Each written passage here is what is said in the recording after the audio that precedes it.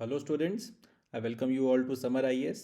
आई hope सब खैरियत से हैं, अपना बहुत ध्यान रख रहे हैं एंड सिंसियरली आप अपने एग्जामिनेशन की प्रिपरेशंस में लगे हैं, जमकर मेहनत कर रहे हैं। तो आज के सेशन में हम लोग 28 जनवरी 2024 का द हिंदू न्यूज़पेपर और इसके इंपॉर्टेंट करंट अफेयर्स को डिस्कस करेंगे for UPSC civil services 2024 prelims as well as mains. ना सिर्फ हम लोग 20 जनवरी के करंट अफेयर्स को डिस्कस करने वाले हैं सेशन में, बट साथ ही साथ हम ये भी देखेंगे कि इस कंटेंट में से अगर क्वेश्चंस पूछे गए प्रीलिम्स में, अगर एमसीक्यू बना या फिर एमसीक्यू आया तो किस तरीके के एमसीक्यूज बनाए जा सकते हैं। एंड अगर मेंस आंसर राइटिंग में आपको इस डाटा का इस्तेमाल कहीं पे करना है तो किस तरीके से आप इस डाटा का इस्तेमाल कर इफ़ेक्टिव आंसर लिख सकते हैं। एंड GS1, GS2 या GS3 कौन से पेपर में किस डाटा का इस्तेमाल सबसे प्रोमिनेंटली किया जा सकता है ज़्यादा से ज़्यादा मार्क्स फेच करने के लिए, इफेक्टिव आंसर्स लिखने के लिए। तो काफ़ी सारी चीज़ें हैं सीखने के लिए आज के सेशन में, काफ़ी कुछ है जानने के लिए एंड आई कैन गारंटी ये सेशन आपकी प्रिपरेशन को आपकी एक्सपेक्टेशन से ज़्यादा इन्हांस करेगा। So on this note, without any further ado, शुरू करते हैं 28 जनवरी 2024 के करंट अफेयर्स। और पहली खबर ये रही आपके सामने। तो जो सबसे पहली न्यूज़ है वो ये है कि प्राइम मिनिस्टर ने चेन्नई में खेलो इंडिया यूथ गेम्स का 6th एडिशन लॉन्च किया है। ठीक है जी, प्राइम मिनिस्टर साहब ने खेलो इंडिया यूथ गेम्स का 6ठा संस्करण चेन्नई में इसका इनाग्रेशन किया है। अब जाहिर सी बात है, प्राइम मिनिस्टर ने इनाग्रेशन किया है तो फिर वहाँ पर कुछ ना कुछ स्पीच भी दी होगी। अब प्राइम मिनिस्टर ने यहाँ पर जो स्पीच दी थी, इस स्पीच में उन्होंने वैसे तो काफ़ी बातें करी हैं, but as a UPSC aspirant हमारे लिए 3 काम की बातें यहाँ पर निकल कर आती हैं। सबसे पहले उन्होंने बात करी है अपनी स्पीच में टारगेट ओलंपिक पोडियम स्कीम के बारे में, जिसको कई बार हम लोग शॉर्ट में TOPS के नाम से भी जानते हैं। फिर उन्होंने जिक्र किया थिरुवल्लुर साहब का, और थिरुवल्लुर का जिक्र इसलिए किया क्योंकि इनका जो स्टैच्यू है उसको इस बार का जो ये संस्करण हो रहा है खेलो इंडिया यूथ गेम्स का, इसके लोगों में यूज़ किया गया। फिर उन्होंने जिक्र किया वेलू नाचियार का, जिनका स्टैच्यू इस गेम के मैस्कट या फिर शुभंकर के तौर पर इस्तेमाल किया जा रहा है। तो इस पर्टिकुलर न्यूज़ में से अपने लिए अब 4 चीज़ें इंपॉर्टेंट हो जाती हैं जिसके बारे में अपने को as a serious UPSC aspirant पता होना चाहिए। सबसे पहले तो खेलो इंडिया यूथ गेम्स के बारे में थोड़ा बहुत बेसिक जानकारी होनी चाहिए। देन ये टारगेट ओलंपिक पोडियम स्कीम क्या है, इसके बारे में अपने को पता होना चाहिए। थिरुवल्लुर का ये पहली बार नहीं है कि प्राइम मिनिस्टर ने जिक्र किया हो, इसके पहले भी थिरुवल्लुर का काफ़ी बार प्राइम मिनिस्टर जिक्र कर चुके हैं। यूनाइटेड नेशंस की जो नेशनल असेंबली है वहाँ पर अपनी जो स्पीच वो दे रहे थे, शायद 1 या 2 साल पुरानी बात है, उसमें उन्होंने थिरुवल्लुर के द्वारा कही गई जो थिरुवल्लुर की एक रचना है तमिल में, उसका भी जिक्र किया था। तो ये पहली बार नहीं है जो थिरुवल्लुर का जिक्र प्राइम मिनिस्टर साहब ने किया है।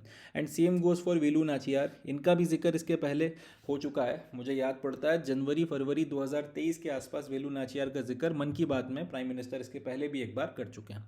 तो क्योंकि आपका प्रधानमंत्री कुछ लोगों के बारे में बार बार वक्त वक्त पर जिक्र कर रहा है, इस हिसाब से हमारे लिए जानना ज़रूरी हो जाता है कि भाई ये लोग कौन हैं, इनका क्या कंट्रीब्यूशन है।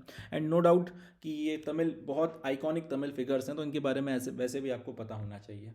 टॉप्स स्कीम का जिक्र यहाँ पे किया गया है तो इसके बारे में भी कुछ जानकारी होनी चाहिए। और ये पूरी की पूरी चीज़ें क्यों जिस स्पीच में दी गई हैं, वो स्पीच दी गई है खेलो इंडिया यूथ गेम्स के इनाग्रेशन पे, तो खेलो इंडिया यूथ गेम्स के बारे में भी अपने को पता होना चाहिए।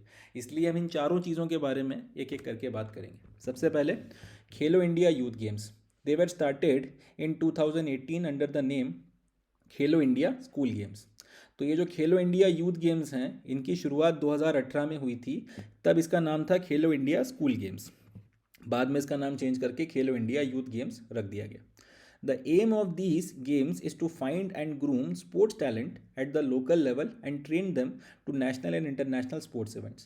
तो ऑब्वियस सी बात है कि इस पर्टिकुलर जो पूरा का पूरा ये इवेंट करवाया जाता है, इसके पीछे का जो मेन मुद्दा है या जो मेन अभिलाषा है वो ये है कि स्कूल के लेवल पर या किसी भी लेवल पर आपको जो सबसे बढ़िया टैलेंट है किसी भी पर्टिकुलर स्पोर्ट्स में, अगर एक प्रॉमिसिंग टैलेंट हमको देखने को मिल रहा है तो उसको फाइंड किया जाए और उसके बाद में फिर उसको ट्रेन किया जाए, उसको अच्छे से ग्रूम किया जाए, ताकि वो नेशनल लेवल पर और इंटरनेशनल लेवल पर स्पोर्ट्स इवेंट्स जो होते हैं उसमें अच्छे से अच्छा परफॉर्म करे और देश का नाम रोशन कर सके।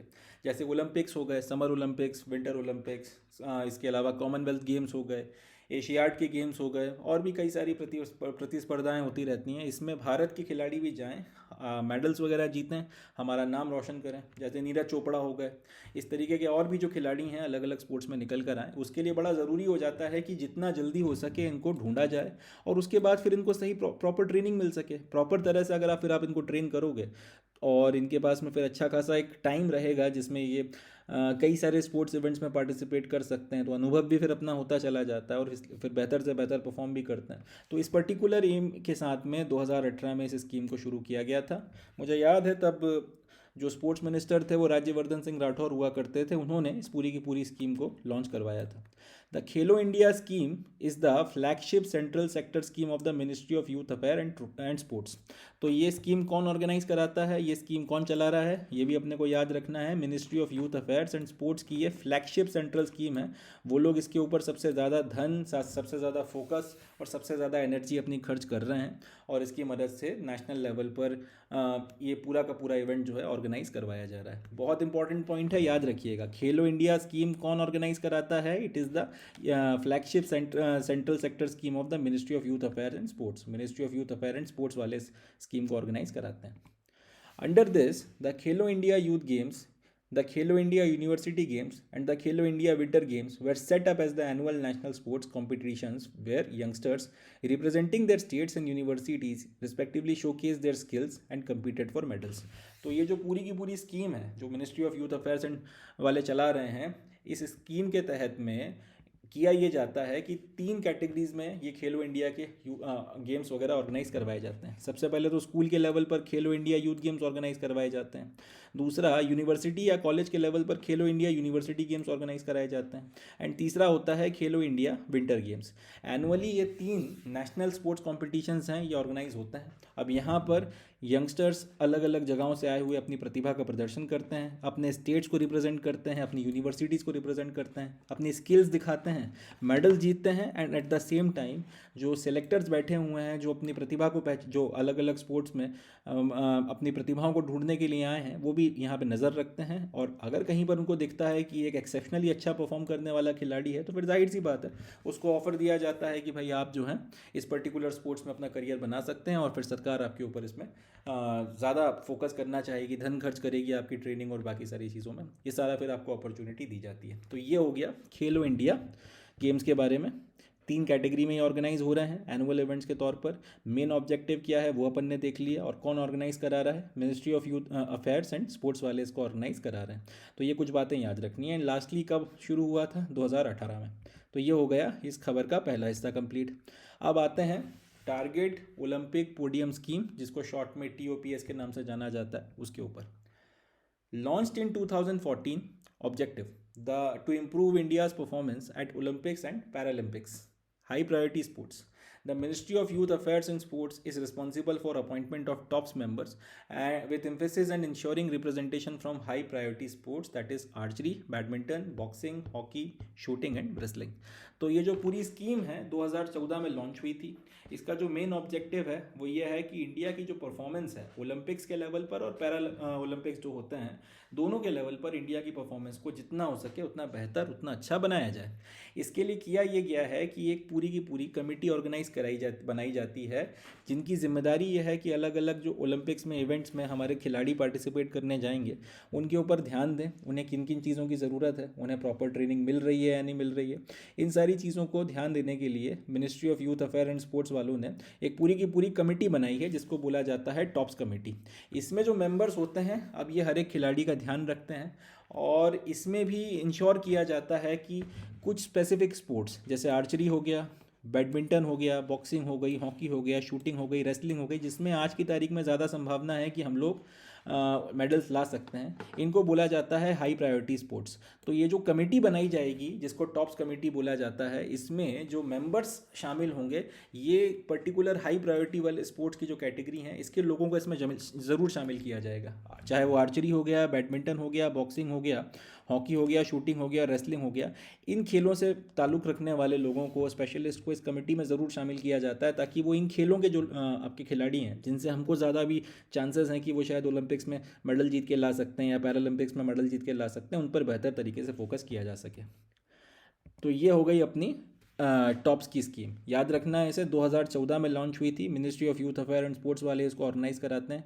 कहानी क्या है, टॉप्स कमेटी के नाम से स्पेशलिस्ट की एक कमेटी बनाई जाती है जो हमारे कुछ स्पेसिफिक, वैसे तो लगभग सारे स्पोर्ट्स के लिए है कि ओलंपिक्स में अच्छे से अच्छा परफॉर्मेंस के लिए खिलाड़ियों को किन किन चीज़ों की ज़रूरत है उस पर ध्यान देकर स्पेसिफिक फोकस करवाया जाता है। बट स्पेसिफिकली हाई प्रायोरिटी के जो स्पोर्ट्स हैं, archery, badminton, boxing, hockey, shooting और रेसलिंग, इन पर्टिकुलर खेलों के खिलाड़ियों पे ज़्यादा मेहनत करवाई जाती है। और ये जो टॉप्स की कमेटी बनती है, इसमें जो एक मेंबर्स आते हैं, इसमें भी इन स्पोर्ट्स से ताल्लुकात रखने वाले लोगों को ज़रूर शामिल किया जाता है। इतना ही है, इससे ज़्यादा इसमें और कुछ ज़्यादा जानने की ज़रूरत नहीं है। 2014 में ये स्कीम लॉन्च हुई थी, तब से लेकर अब तक इस पर ज़्यादा कुछ पूछा नहीं गया, मगर क्योंकि प्राइम मिनिस्टर ने जिक्र किया है तो इतना अपने को पता होना चाहिए था। अब आगे बढ़ते हैं। नेक्स्ट, थिरुवल्लुर। इनके बारे में ज़रूर अपने को अच्छे से पढ़ना है, क्योंकि थिरुवल्लुर का जिक्र रह रहकर बार बार प्रधानमंत्री कर रहे हैं। एंड मुझे कोई खास आश्चर्य होगा नहीं इस साल या फिर इसके अगले साल या मे भी इसके अगले साल थिरुवल्लुर के ऊपर कुछ ना कुछ पूछ लिया जाए, प्रीलिम्स में या फिर मेंस में। तो थिरुवल्लुर के बारे में अपने को अच्छे से जानकारी होनी चाहिए। फ़ोटोग्राफ मैंने आप लोगों के लिए लगाई है। जाहिर सी बात है ये इनकी ओरिजिनल फ़ोटोग्राफ नहीं है, मगर थिरुवल्लुर को हिस्टोरिकली इसी तरीके से रिप्रेजेंट किया जाता है। एक ऋषि की तरह वो यूँ बैठे हुए हैं एंड क्रॉस लेग करके, एंड इसी पॉस्चर में बैठे हुए हैं, इस तरह से दिखाया जाता है। कई बार इनको सैफरन क्लोथ्स पहन के भी दिखाया जाता है, बट मोर और लेस रिप्रेजेंटेड जो इनका ट्रेडिशनल रिप्रेजेंटेशन है फोटोग्राफ्स में, इसी तरह से होता है। अब थिरुवल्लुवर थे कौन, थोड़ा उस पर बात करते हैं। Thiruvalluvar, also called Valluvar, was a Tamil poet saint. The exact date of Valluvar remains unclear. Traditional accounts date the Thirukal to various periods from 300 before Common Era to 6th century Common Era. तो थिरुवल्लुर जो साहब थे, इनको कई बार वल्लुवर के नाम से भी जाना जाता है। ये एक तमिल पोएट सेंट थे, यानी कि एक काफ़ी सारी रचनाएं भी किया करते थे, काफ़ी सारा इन्होंने लिटरेचर भी लिखा है, और साथ ही साथ ये एक संत थे, एक ऋषि थे। अब इनका एग्जैक्ट डेट तो नहीं पता कि इनका जन्म कब हुआ था और थिरुवल्लुर कब हुए थे, मगर इनका जो ट्रेडिशनल, जो सबसे कह सकते हैं फेमस जो इनकी रचना है, जिसको थिरुकुरल बोला जाता है, उसकी मदद से कोशिश की जाती है इनको एक पर्टिकुलर टाइम फ्रेम में रखने की। अब आज की तारीख में थिरुकुरल जो है, जो इनकी सबसे प्रसिद्ध रचना है, कई लोग उसको 300 बिफोर कॉमन एरा में रखते हैं, यानी कि उनका मानना है कि 300 ईसा पूर्व में इसको लिखा गया था। अब 300 बिफोर कॉमन एरा से लेके 6 सेंचुरी कॉमन एरा, यानी कि 600 कॉमन एरा तक के बीच का जो आपके लगभग लगभग 900 साल के बीच में ऐसा कहा जाता है कि थिरुवल्लुर हुए थे। और इन्होंने ये जो इनकी सबसे फेमस रचना है थिरुकुरल, इसकी रचना की थी। मॉडर्न स्कॉलर्स के बीच में आज की तारीख में कंसेंसस है कि शायद ये 500 कॉमन एरा के आसपास में हुए होंगे। ऐसा मॉडर्न जो आपके हिस्टोरियंस हैं या मॉडर्न जो स्कॉलर्स हैं हिस्ट्री के, उनका ऐसा मानना है। हालांकि 1935 में तमिलनाडु की जो सरकार थी, उन्होंने ऑफिशियली ये रिकॉग्नाइज़ किया था कि वल्लुवर या फिर थिरुवल्लुर जो हैं वो 31 बिफोर कॉमन एरा के आसपास में हुए थे, यानी कि ईसा के जन्म के लगभग 31 साल पहले थिरुवल्लुर हुए थे, या उस टाइम पीरियड के आसपास में थिरुकुरल, उस टाइम पीरियड के थोड़ा आगे पीछे में थिरुकुरल लिखी गई थी। तो अपने को याद रखना है थिरुवल्लुवर कौन है, तमिल पोएट सेंट थे। एग्जैक्ट किसी को नहीं पता कब हुआ है, मगर 300 बिफोर कॉमन एरा से लेके 600 कॉमन एरा के बीच में कहीं पे भी रखने की कोशिश है। बट ये मैटर नहीं करता, क्योंकि तमिलनाडु की गवर्नमेंट ये मानती है कि 31 बिफोर कॉमन एरा में ये हुए थे। रिलीजन की बात करते हैं इनके। Valluvar is thought to have belong to either Jainism और Hinduism. Some argue for Jain influence, pointing to moral vegetarianism and ahimsa in the Thirukkural. Other claims Hindu influence, citing references to gods like Vishnu and Lakshmi. तो थिरुवल्लुर का religion क्या था, इसको लेकर भी dispute है, उसी तरीके से जिस तरह से इस बात को लेकर डिस्प्यूट है कि उनका जन्म कब हुआ था या वो किस कालखंड में हुए थे। कुछ लोगों का मानना ऐसा है कि थिरुवल्लुर या वल्लुवर ये या तो जैन थे या फिर हिंदू थे। अब एग्जैक्ट क्या थे वो कहना मुश्किल है। इनको जैन कहने के वालों के पीछे, या इनको जो लोग जैन रिलीजन से जुड़ा हुआ मानते हैं, उनका कहना यह है कि इन्होंने वेजिटेरियनिज्म के ऊपर बात करी है अपनी थिरुकुरल में इन्होंने इन्फेसिस करके बोला है कि व्यक्ति को वेजिटेरियन होना चाहिए, और अहिंसा के ऊपर बहुत ज़्यादा फोकस किया है। वेजिटेरियनिज्म हो गया या अहिंसा हो गया, दोनों जैन रिलीजन के आप कह सकते हैं सबसे इम्पॉर्टेंट एस्पेक्ट्स में से एक है। तो उसके चलते कई लोग ये मानते हैं, क्योंकि थिरुकुरल में जितना इन्होंने पैशनेटली बात करी है वेजिटेरियनिज्म के बारे में, शाकाहार के बारे में और अहिंसा के बारे में, हो ना हो ये शायद जैन इन्फ्लुएंस, जैन रिलीजन से या जैन फिलॉसफी से बहुत ज़्यादा इन्फ्लुएंस थे। एट द सेम टाइम इन्होंने अपनी इसी किताब में हिंदू गॉड एंड गॉडेसेस के बारे में बात करी है, भगवान विष्णु की आराधना में इन्होंने काफ़ी कुछ लिखा है, माता लक्ष्मी के बारे में काफ़ी कुछ लिखा है। तो उसके बेसिस पर कई लोग ये कहते हैं कि हो ना हो ये शायद सनातनी रहे होंगे या सनातन धर्म को मानने वाले थे। कुछ कहा नहीं जा सकता, बट ऑब्वियस सी बात है दोनों रिलीजन का इन्फ्लुएंसेस देखने के लिए मिलता है।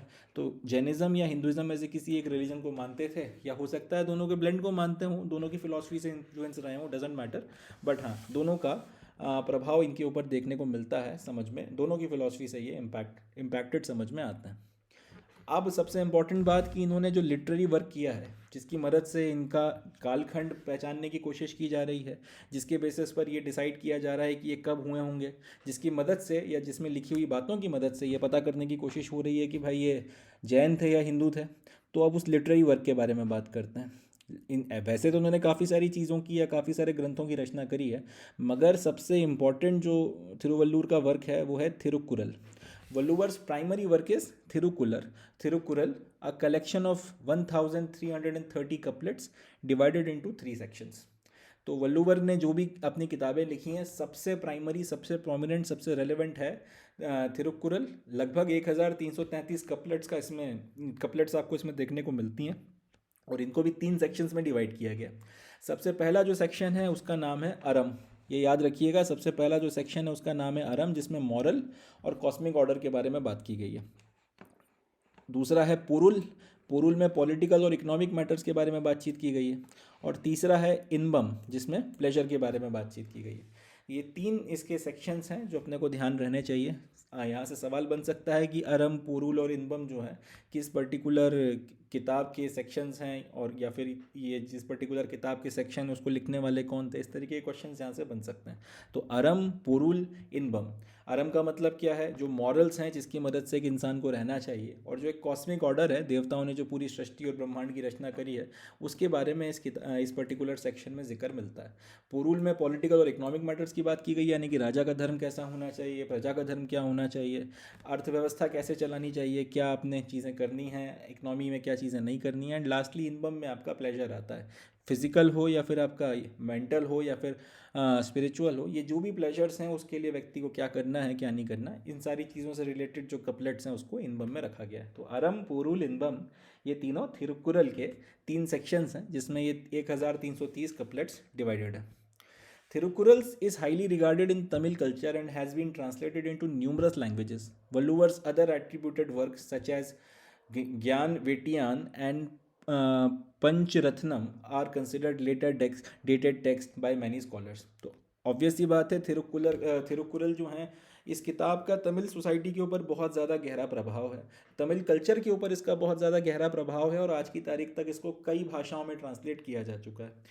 एंड क्योंकि थिरुवल्लुवर जो है इतना पहले हुए थे, इतना पहले उन्होंने इस ग्रंथ की रचना की थी, और ये अभी तक जो है तमिल कल्चर के ऊपर प्रभाव रखता है, तो इससे भी अपने को समझ में आता है कि सामने वाला कितना प्रोमिनेंट किस्म का इंसान रहा होगा, कितना आप कह सकते हैं कि उनके वर्क में दम होगा। कि आज अगर हम लोग उनको किसी भी डेट में जो मॉडर्न हिस्टोरियंस मानते हैं उसके हिसाब से देख लें, तो भी 1000-1500 साल पहले वो व्यक्ति हुआ था, उसके बाद भी एक सोसाइटी के ऊपर आज तक उसका प्रभाव देखने को मिलता है, एक पूरे के पूरे कल्चर के ऊपर उसका प्रभाव देखने को मिलता है। That says a lot about that man.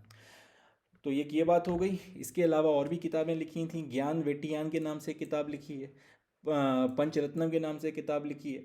हालांकि स्कॉलर्स का आज की तारीख में ये मानना है कि ये किताबें शायद उन्होंने नहीं लिखी, ये किताबें बाद में लिखी गई थी, मगर उनके नाम इनको एट्रीब्यूट किया जाता है। खैर, जो भी हकीकत हो उससे अपने को मतलब नहीं है। अपने काम की बात ये है कि थिरुकुरल जो है एक हाईली रिगार्डेड तमिल कल्चर में मानी जाने वाली किताब है, और थिरुवल्लुवर साहब ने इसकी रचना कई हज़ार साल पहले की थी। एंड बहुत कह सकते हैं कि ये प्रोमिनेंट किस्म की किताब है, क्योंकि आज तक एक पूरा का पूरा कल्चर इससे इंस्पिरेशंस उठा रहा है। अब आते हैं इनके फिलोसफिकल कंट्रीब्यूशन के ऊपर। थिरुवल्लुवर्स philosophy emphasizes humanism, morality and ethical conduct.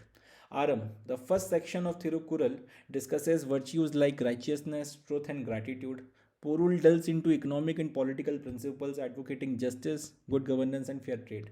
तो वही बात कि थिरुवल्लुवर के अब जो फिलोसफिकल कॉन्ट्रीब्यूशंस हैं वो भी गज़ब के हैं। इन्होंने अपनी पूरी रचनाओं में ह्यूमैनिज्म की बात करी है, इंसानियत की बात करी है, मनुष्यता के को बहुत ज़्यादा एम्फेसिस दिया है, मोरालिटी पे बहुत ज़्यादा एम्फेसिस दिया है कि एक अच्छा चरित्र वाला मनुष्य कैसा होता है, एक मनुष्य को मोरालिटी के पाथ पर चलते हुए क्या करना चाहिए क्या नहीं करना चाहिए, एंड लास्टली एथिकल कंडक्ट के बारे में बात करी है कि आपके एक अच्छे व्यक्ति के डूज या डोंट्स क्या होते हैं।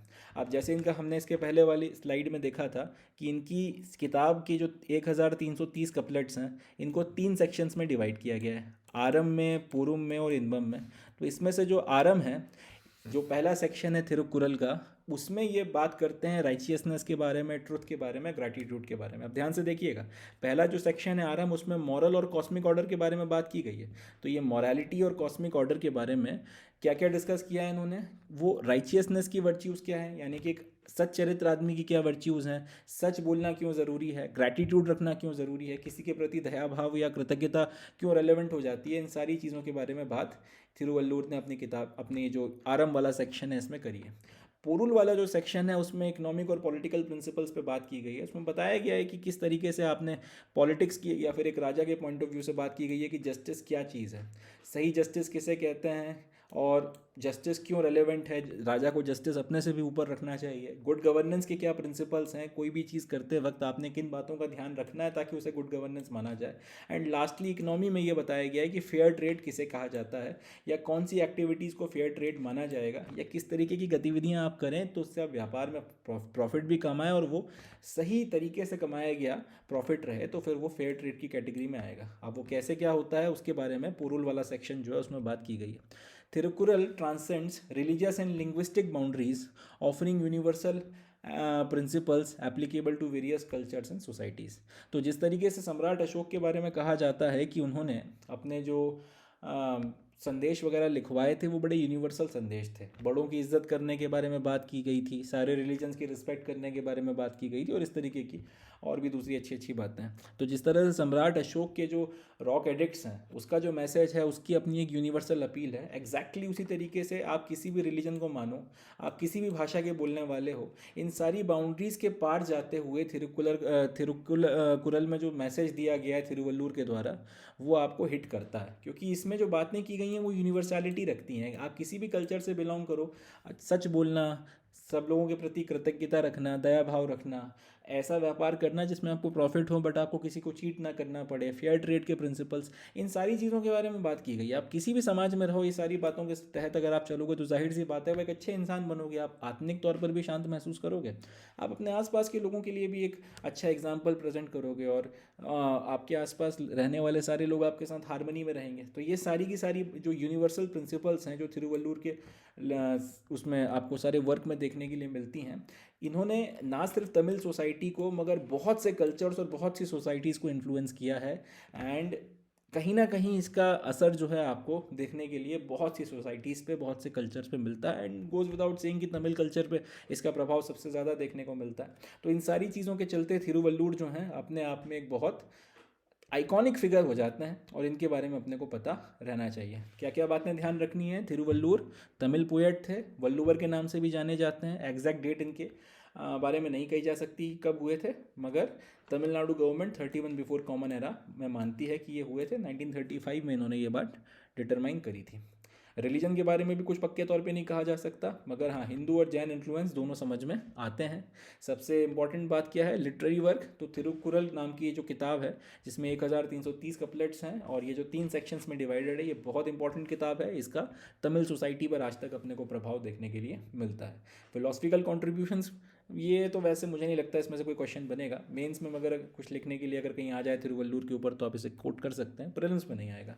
और वही बात की, क्योंकि एक पर्टिकुलर सोसाइटी पर इसका असर है, मगर प्रिंसिपल इतना, या फिर इनका जो मैसेज था वो इतना आप कह सकते हैं यूनिवर्सल है कि वो आपकी कल्चरल और लिंग्विस्टिक बाउंड्रीज को क्रॉस करता है, और उसकी एक अपने आप में यूनिवर्सल अपील है। चलें, अब आती हैं वेलु नाचियार। वेलु नाचियार के बारे में बात करेंगे।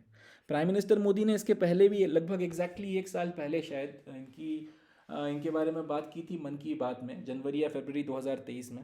अब दूसरी बार इनका जिक्र जो है वेलू नाचियार का आ रहा है। जनवरी का महीना चल रहा है, हो सकता है जब पेपर सेट होगा प्रीलिम्स 2024 का तो शायद वेलू नाचियार के बारे में एक क्वेश्चन बन जाए, इसलिए इनके बारे में भी अपने को अच्छी जानकारी होना चाहिए, इनके बारे में भी अपने को एक बेसिक अंडरस्टैंडिंग होना ज़रूरी है। तो अब वेलू नाचियार को डिस्कस करते हैं। इनकी फ़ोटोग्राफ मैंने आप लोगों के लिए लगा रखी है। एंड अब एक और फोटोग्राफ देखिए, भारत सरकार ने इनके नाम से एक डाक टिकट जारी किया था, रानी वेलू नाचियार नीचे लिखा हुआ है इनके पैरों के पास में, और ये इनका डाक टिकट था। अब इनके बारे में बात करते हैं। Rani Velu Nachiyar, also known as Veeramangai, was the princess of Ramnath Kingdom of Ramnathpuram, Tamil Nadu. She was the first queen to fight against British colonial powers in India. She was a scholar in languages like French, English and Urdu. तो वेलू नाचियार कौन थी? वेलू नाचियार एक princess थी, इनको एक और नाम से जाना जाता है वीरामनगई। एंड ये कहाँ की प्रिंसेस थी? रामनाथ किंगडम करके एक किंगडम हुआ करती थी, तमिलनाडु का रामनाथपुरम करके एक ज़िला है, उस क्षेत्र में ये किंगडम हुआ करता था। एक छोटा सा किंगडम था, इसकी ये रानी थी या इसकी ये राजकुमारी थी। तो इनको जो है वीरन मनगई के नाम से भी जाना जाता है। अब क्वेश्चन ये उठेगा कि वेलू नाचियार जो हैं या वीरन मनगई हैं, ये इनमें इनकी ऐसी क्या खास बात है, ऐसी क्या स्पेशलिटी है कि प्राइम मिनिस्टर मोदी 2 बार इनका जिक्र कर चुके हैं? तो इसकी वजह यह है कि ये पहली भारतीय रानी थी, पहली क्वीन थी जिन्होंने अंग्रेज़ों से सीधी टक्कर ली थी। 1857 में हमारी रानी लक्ष्मीबाई लड़ी हैं, मगर उसके पहले वेलू नाचियार वो पहली क्वीन थी जिन्होंने अंग्रेज़ों के साथ में सीधी सीधी फाइट करी थी, लड़ाई लड़ी थी। एंड ये जो ना सिर्फ इन्होंने लड़ाई लड़ी थी, मगर इसमें जो इनोवेशंस का इन्होंने यूज़ किया, जिसके बारे में हम अभी आगे बात करेंगे, वो इनको अपने आप में ख़ास बनाता है। एक महिला के तौर पर एक ऐसे समाज में जहाँ पे महिलाओं का उस वक्त में कह सकते हैं कि सामाजिक स्थिति बहुत ज़्यादा ठीक नहीं थी, ऐसे वक्त में एक महिला का राजकाज या शासन संभालना, और उसके बाद में अंग्रेज़ों से सीधी सीधी लड़ाई लेना, एंड लड़ाई में भी इनोवेटिव तरीक़ों का इस्तेमाल करना जिनको के लिए वो आज भी जानी जाती हैं, ये सारी बातें इनको खास बनाती हैं। तो पहली चीज़ जिसके चलते अपने को वेलू नाचियार को याद रखना है, ये पहली भारतीय रानी थी जिन्होंने अंग्रेज़ों से या कॉलोनियल पावर से सीधी सीधी लड़ाई लड़ी थी। इनको फ्रेंच भाषा आती थी, इंग्लिश आती थी और उर्दू जानती थी, इसके अलावा तमिल लैंग्वेज तो ये जानती थी।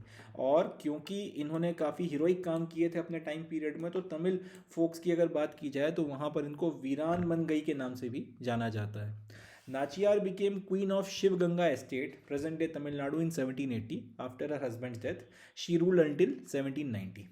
She went on to produce the first human bomb as well as establish the first army of trained women soldiers in late 1700s. तो कितनी अब अपने आप में एक इंटरेस्टिंग बात है कि नाचियार जो थी, वेलू नाचियार जो थी, ये शिव गंगा एस्टेट जो का इलाका है, जो ये भी तमिलनाडु में आता है, यहाँ इसकी इस पर्टिकुलर एस्टेट की रानी बनती हैं 1780 में इनके हस्बैंड की डेथ के बाद में, और लगभग 10 साल तक इन्होंने शिव गंगा का एस्टेट या शिव गंगा का जो ये किंगडम है इसको रूल किया था।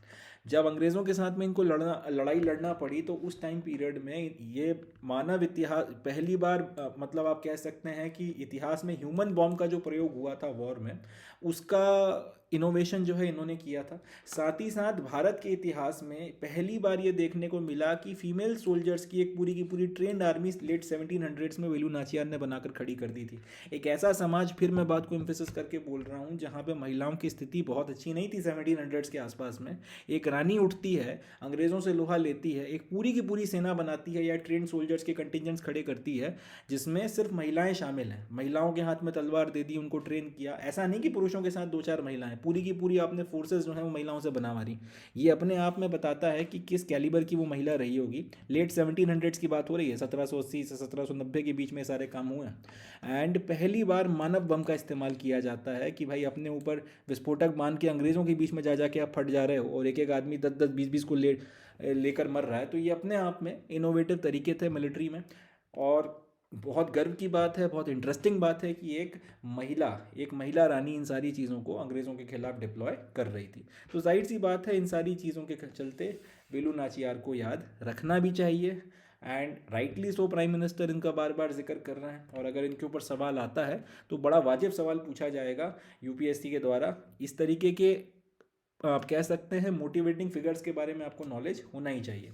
तो याद रखना है वेलु नाचियार की क्या क्या स्पेशलिटीज़ हैं। वीरान बन गई के नाम से जाना जाता है। ये पहली महिला क्वीन थी जिन्होंने अंग्रेज़ों से सीधी लड़ाई लड़ी है।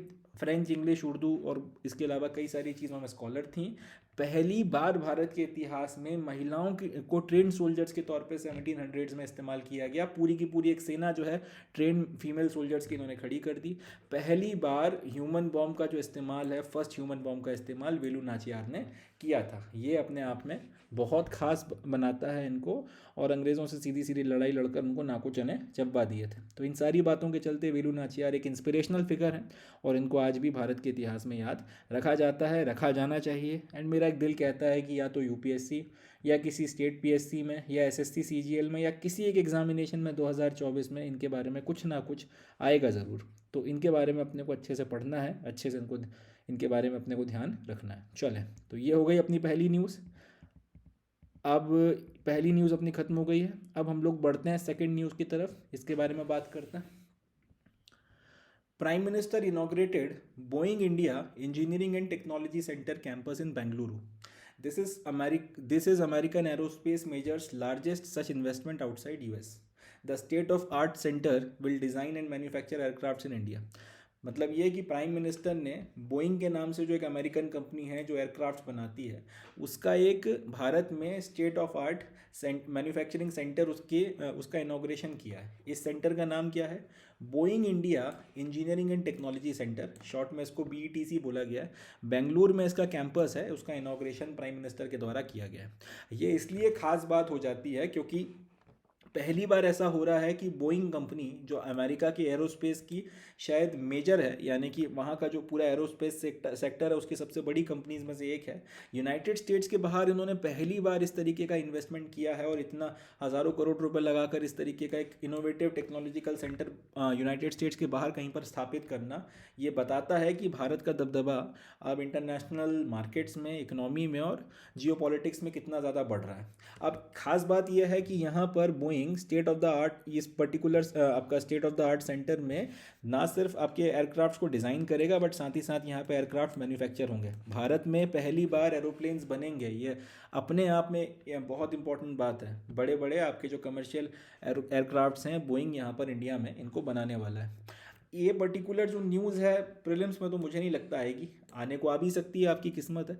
मेंस में मगर आप इसे कोट कर सकते हैं। अगर मेक इन इंडिया से रिलेटेड कुछ आता है, मैन्युफैक्चरिंग से रिलेटेड कुछ आता है, जियोपॉलिटिक्स में भारत के बढ़ते हुए दबदबे से रिलेटेड अगर कुछ आता है, इस तरीके की न्यूज़ में साइंस एंड टेक्नोलॉजी में आप इसको लिख सकते हैं कि इन लोगों का आना और यहाँ पे अपना ये सारी चीज़ें करना, भारतीय लोगों को एम्प्लॉय करना, डिज़ाइन और मैन्युफैक्चरिंग में उनको लगाना कहीं ना कहीं हमें टेक्नोलॉजिकली आगे की तरफ में लेकर जाएगा। ये सारी की सारी बातें जो हैं कोट की जा सकती हैं और इस पॉइंट ऑफ व्यू से ये खबर इंपॉर्टेंट बन जाती है। प्रीलिम्स में मुझे बहुत ज़्यादा उम्मीद नहीं है इसमें से क्वेश्चन बने, मगर हाँ मेंस के लिए अपने को ये याद रखना है कि भारत ने बेंगलुरु में अमेरिकन एरोस्पेस के पूरे सेक्टर की जो सबसे लार्जेस्ट कंपनीज में से एक है बोइंग, उसने अपना एक सेंटर खोला है और यहाँ पर ना सिर्फ एयरक्राफ्ट आपके डिज़ाइन होंगे बट साथ ही साथ उनकी मैन्युफैक्चरिंग होगी। अब ये अपने आप में सुनने में बहुत बड़ा कानों को बड़ा सुकून देने वाला लगता है कि भारत में एयरक्राफ्ट बनना शुरू होने वाले हैं, भारत में हवाई जहाज़ बनेंगे, कमर्शियल हवाई जहाज़ बनेंगे।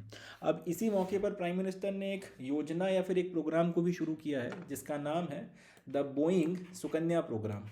ये भी शायद ये एक पर्टिकुलर चीज़ है जो शायद यूपीएससी प्रीलिम्स में अपने काम आ जाए, इसमें तो शायद एक आध क्वेश्चन बन जाए। बोइंग सुकन्या स्कीम या बोइंग सुकन्या प्रोग्राम के नाम से एक प्रोग्राम या फिर एक स्कीम भी प्राइम मिनिस्टर ने यहाँ पर लॉन्च करी है। It aims at supporting the entry of more girl childrens from across India into country's growing aviation sector.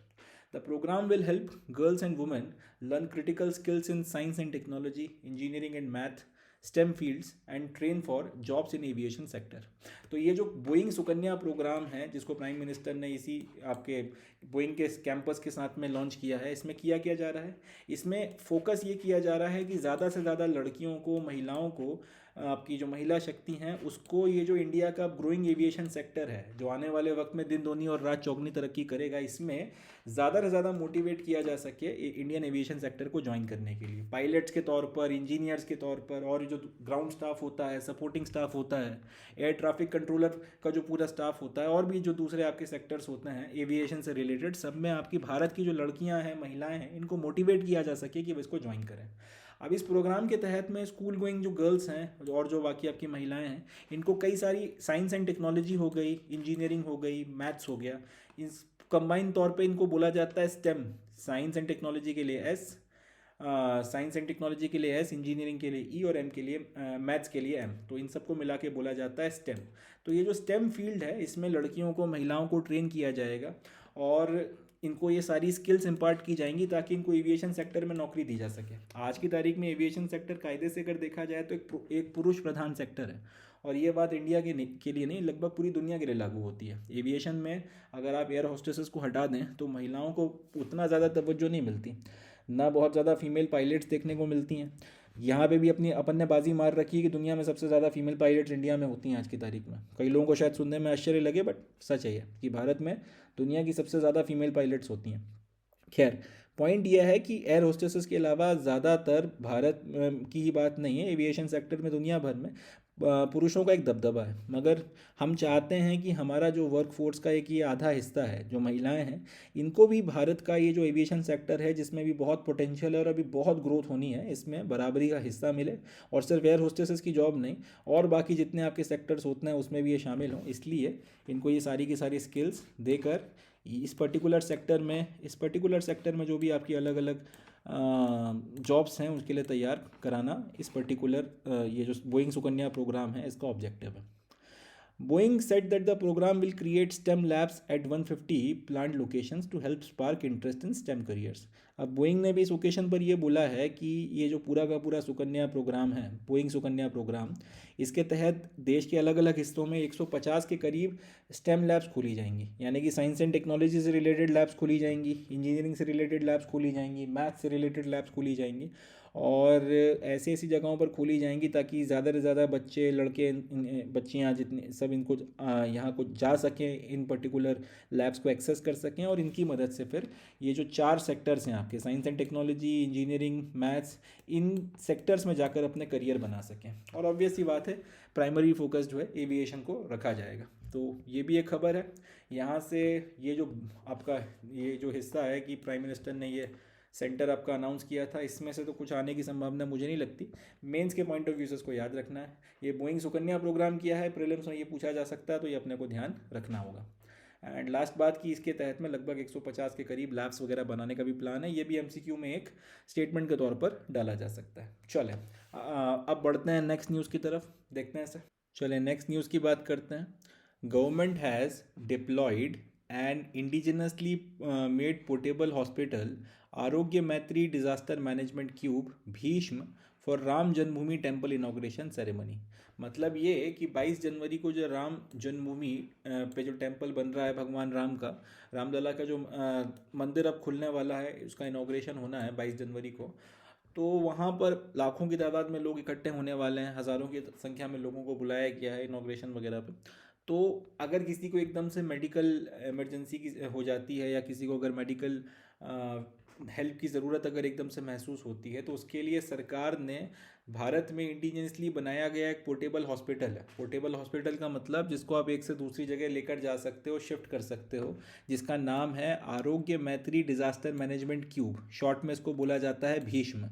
इस हॉस्पिटल को वहाँ पर डिप्लॉय किया गया है कि अगर किसी भी तरीके की मेडिकल इश्यूज़ बनते हैं, किसी को एकदम से अगर ज़रूरत पड़ती है, तो वहाँ पर ले जाकर उसका इलाज किया जा सके।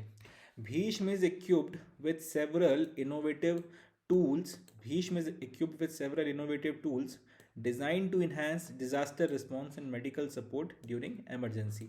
तो कई सारे यहाँ पे इनोवेटिव टूल्स को लगाया गया है, काफ़ी सारे यहाँ पर जो हैं इक्विपमेंट और चीज़ें हैं जिसकी मदद से अगर एकदम से आपको कहीं पर कुछ डिज़ास्टर हो जाए और मेडिकल वहाँ पर अगर हेल्प की ज़रूरत हो तो उसका रिस्पॉन्स दिया जा सके, या किसी को अगर एकदम से मेडिकल इमरजेंसी आ गई, हार्ट अटैक आ गया, किसी तरीके का स्ट्रोक आ गया, इस तरीके की कोई और चीज़ हो गई, तो उसमें आप उसकी इफ़ेक्टिवली मदद कर सकें। अब एज सच प्रीलिम्स में तो शायद ये नहीं पूछा जाए।